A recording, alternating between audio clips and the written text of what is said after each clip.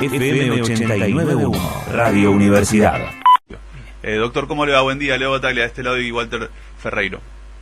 Hola, Leonardo. Hola, Walter, buen día, mucho gusto. Igualmente. ¿Cómo está la situación actual de los trabajadores de Garbarino?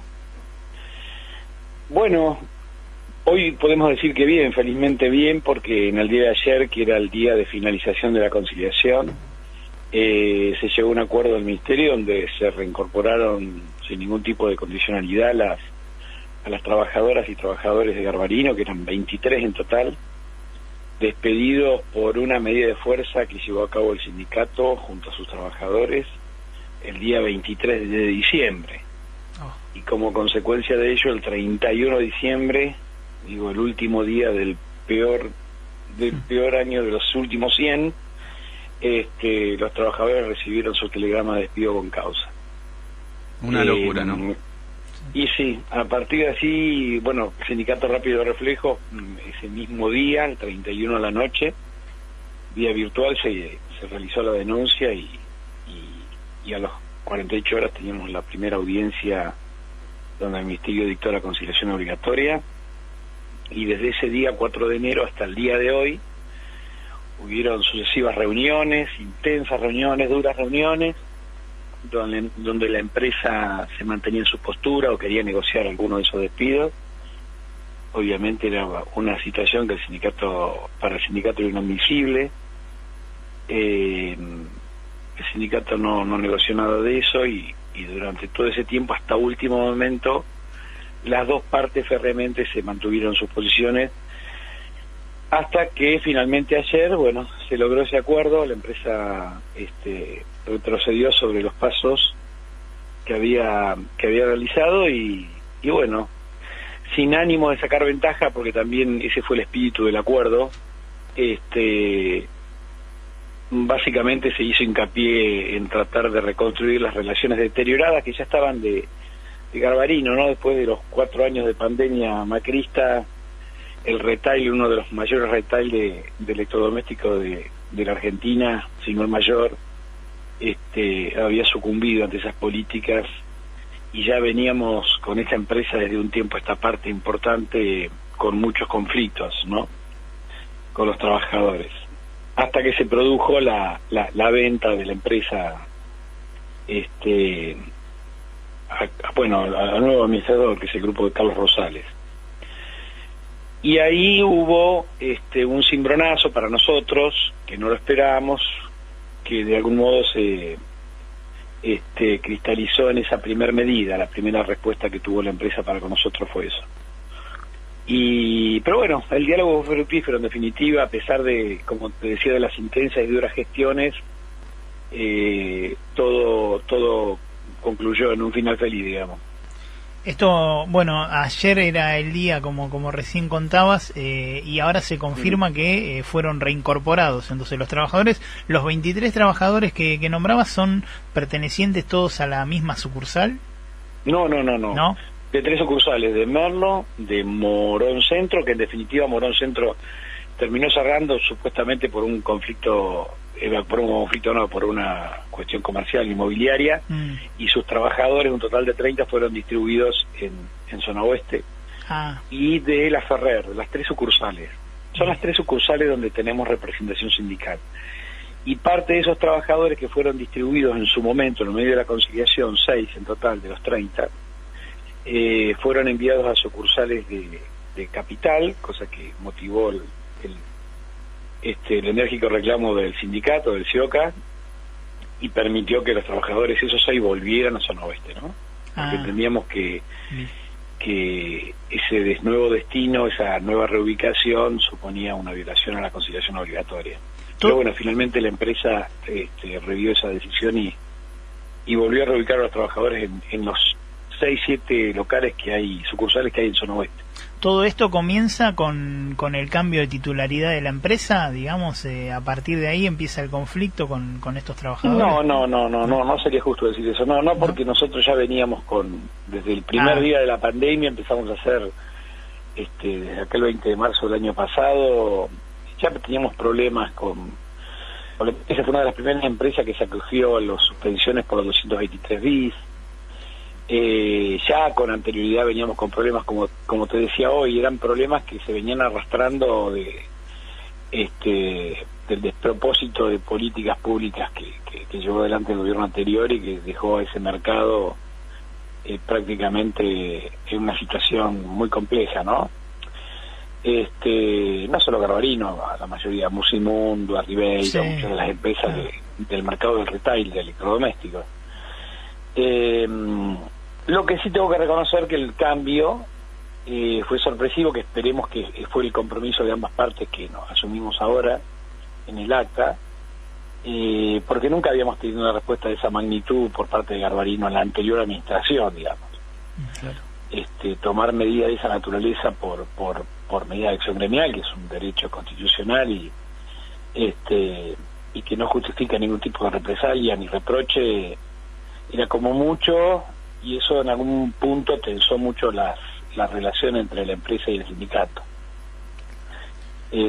Por eso, ante la intransigencia en su momento de la empresa, el sindicato de algún modo doblegó la apuesta y unos par de días antes de que finalizara la conciliación anunció medidas, profundización de la medida de acción gremial, bloqueo en todas las sucursales, y bueno, seguramente eso contribuyó también a morigerar la postura de la empresa, ¿no? Seguro que si uno se imagina esa situación de negociación donde los trabajadores, bueno, afortunadamente ejerciendo su derecho con representación gremial, pueden sentarse con la intervención del Estado, también a través del Ministerio de Trabajo, a negociar con la patronal y que se llegue a un acuerdo, es motivo de alegría, bueno, de todos, ¿no? Y de tranquilidad, ¿no? Porque durante todos estos 20 días hábiles que duró la conciliación, bueno, imaginen ustedes un poco la sensación de incertidumbre, de inquietud, de angustia de no saber qué va a pasar, los trabajadores, claro, que fueron motivo de las medidas, sino la propia representación sindical en el establecimiento, nosotros mismos, ¿no? Porque más allá de la arbitrariedad de la medida, no deja de ser una medida como consecuencia de una política impulsada por el sindicato, con lo cual a nosotros nos obliga la responsabilidad.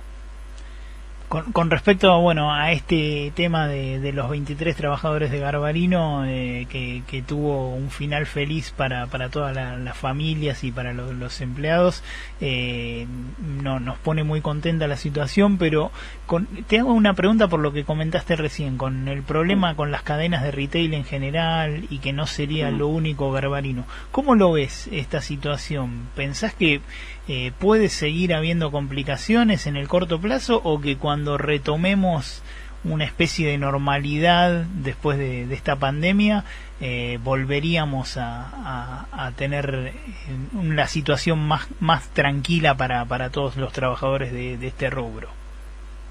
Bueno, es lo que todos esperamos, ¿no? Uno tiene pone ingentes expectativas y esperanzas en que esta situación, a medida que la realidad epidemiológica lo vaya permitiendo, se vaya acomodando y eso de algún modo estabilice la relación comercial y como consecuencia de ello la situación de los trabajadores. Es cierto que habrá una nueva normalidad a la que nos tendremos que ir preparando y resistiendo también de algún modo, ¿no? Porque obviamente un ejemplo, las ventas online, ¿no? Sí, claro. Online, claro, sí. Hoy tiene una preponderancia, un protagonismo inusitado, digamos, en términos comparativos con la situación anterior. Claro. Con lo cual, bueno, es todo una dinámica que habrá que adaptarse la organización sindical, porque también tiene efectos hacia la representación gremial, digamos, un montón de coletazos que bueno, pero si la actividad como todos esperamos se empieza a recuperar, cuando también vayamos recuperando la normalidad, como te decía, sanitaria, bueno, todos esperamos que con este gobierno también la situación se vaya cambiando, ¿no? Es lo que es en que hemos depositado todas nuestras esperanzas. Totalmente, o si no, readaptar funciones, pero siempre con los trabajadores adentro, ¿no? O sea, si aparecen más ventas online, se necesita gente para preparar los pedidos, o sea, que quizá no en el formato de vendedor, pero sí como dentro de la empresa. ¿Y la prohibición de despidos en esto no está vigente, no rige todavía, o cómo está eso? Sí, lo que ocurrió fue que la empresa invocó causas. Ahí va.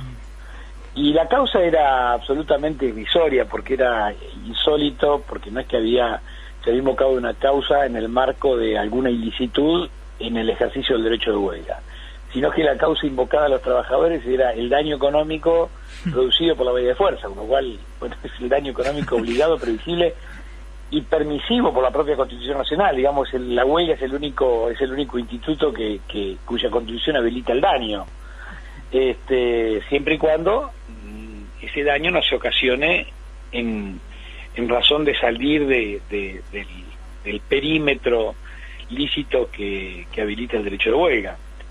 Pero bueno, todo eso fue lo que estuvimos discutiendo todo este tiempo y finalmente esperamos de a poco ir reconstruyendo la relación, porque también no es imposible convivir en una tirantez, digamos, que no se ve ni en las relaciones colectivas de trabajo, ni ¿cómo se llama? Ni a los trabajadores, digamos. Se entiende. Doctor, muchísimas gracias, bueno, para darle continuidad y un cierre, esperemos, bueno, a esta situación de los trabajadores y gracias de nuevo por su tiempo. Bueno, agradecidos a ustedes por hacer público la situación, muy amable. Hasta luego. Hablamos con el doctor Valenzuela, bueno, que es el jefe jurídico del sindicato que representa a los trabajadores que habían sido despedidos en diciembre, entonces, y tras vencerse la conciliación, recuperaron sus fuentes de trabajo. Bien, interesante. 23 trabajadores, ¿no?, de distintas 3 sucursales de la cadena Garbarino, y que por suerte todas esas familias continúan teniendo trabajo. Desde la Universidad Nacional de La Matanza, Radio Universidad FM 89.1. Siempre cerca.